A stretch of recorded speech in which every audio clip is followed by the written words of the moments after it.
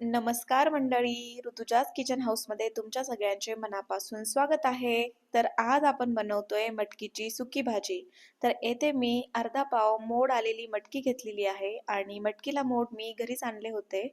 तुम्ही बघू शकता किती छान प्रकारे मोड आलेले आहेत मटकीला. मला बाजारातल्या मटकीपेक्षा घरी मोड आणलेली मटकीच जास्त आवडते. चला तर बघूया मटकी बनवण्याची प्रोसेस. तर येथे मी बारीक चिरलेला टोमॅटो, उभा कापलेला कांदा, लसूण, बारीक चिरलेली हिरवी मिरची, कोथिंबीर आणि कढीपत्ता घेतलेला आहे. तर आता बेसिक मसाले घेऊयात.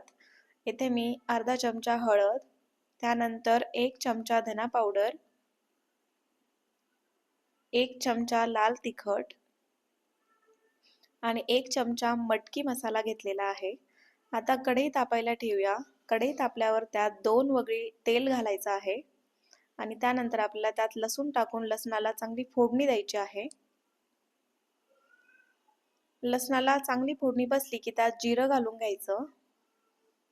त्यानंतर कढीपत्ता घालायचा आणि मग बारीक चिरलेली मिरची टाकून हे सगळं हलवून घ्यायचं.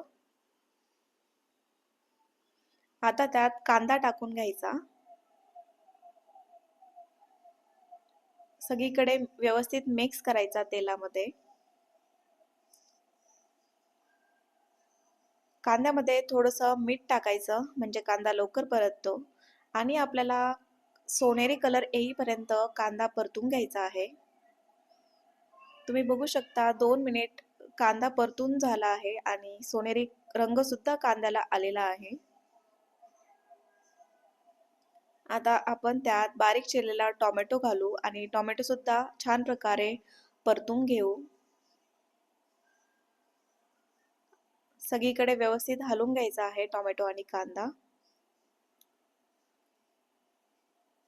3 ते 4 मिनिट असंच परतून घ्यायचं आहे आपल्याला सगळीकडून आणि त्यानंतर तुम्ही बघू शकता टोमॅटो आणि कांदा एकदम छान प्रकारे परतलेले आहेत.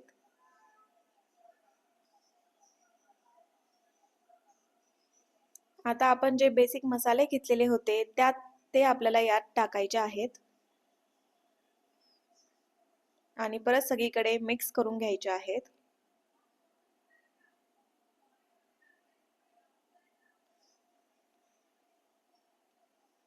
मसाले सगळीकडे मिक्स झाल्यानंतर आपण आता त्यात थोडंसं पाणी टाकून हे सगळे मसाले व्यवस्थित प्रकारे शिजवून घेऊया.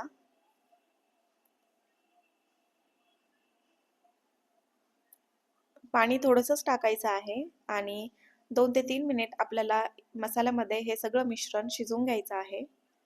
तुम्ही बघू शकता छान प्रकारे मिश्रण शिजलेलं आहे आणि वास सुद्धा खूपच छान येत आहे.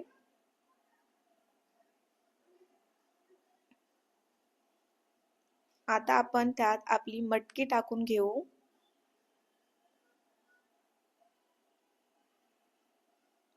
मटकी मी एकदम स्वच्छ पाण्याने धुवून घेतली होती. सगळी मटकी आपल्याला कांदा आणि टोमॅटोच्या मिश्रणामध्ये टाकून घ्यायची आहे आणि व्यवस्थित सगळीकडे मिक्स करून घ्यायचे आहे.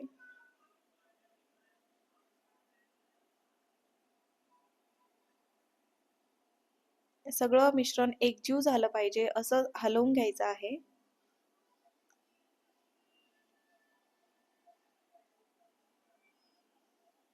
आणि आता त्यात आपण मीठ टाकूया.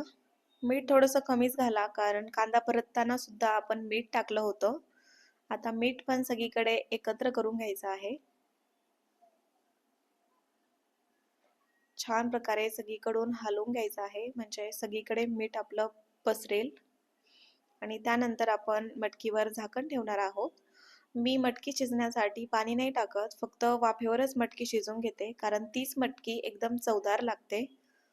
5 ते 6 मिनिटानंतर मी झाकण काढून घेतलेलं आहे आणि मटकी सुद्धा आपली छान प्रकारे शिजलेली आहे.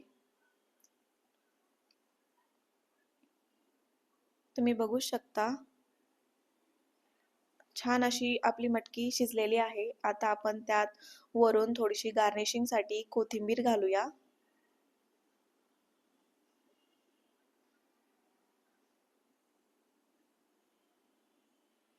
कोथिंबीर टाकल्यावर सुद्धा आपल्याला परत हे सगळं एकत्र करून घ्यायचं आहे. आणि अशा प्रकारे आपली मटकीची सुकी भाजी खाण्यासाठी रेडी आहे. ही भाजी तुम्ही टिफिनला नेली तर अगदी उत्तम आहे आणि एकदम छान टेस्ट येते. नक्की करून बघा. Bye bye.